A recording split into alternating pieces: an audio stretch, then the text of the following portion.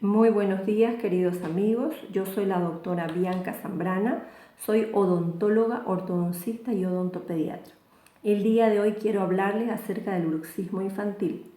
El bruxismo infantil es el acto de apretar y rechinar los dientes, lo que puede realizarse durante el día cuando se hace de manera silenciosa e inconsciente o en la noche cuando es involuntaria y más fuerte y con más sonido.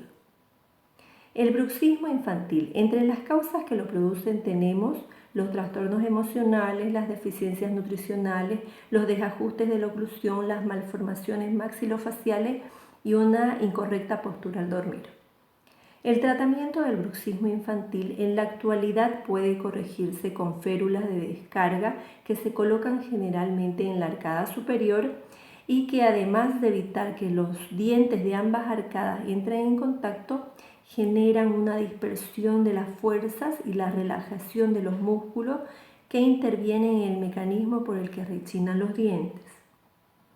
El tratamiento del bruxismo infantil también puede tratarse con terapias antiestrés, que en los niños pueden ser práctica de deportes, paseos, un baño relajante, un masaje, la lectura de un cuento, escuchar música suave antes de dormir.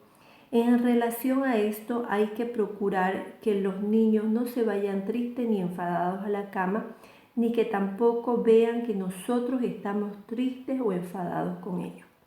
Bueno, me despido. Un saludo cordial para todos. Hasta una próxima oportunidad.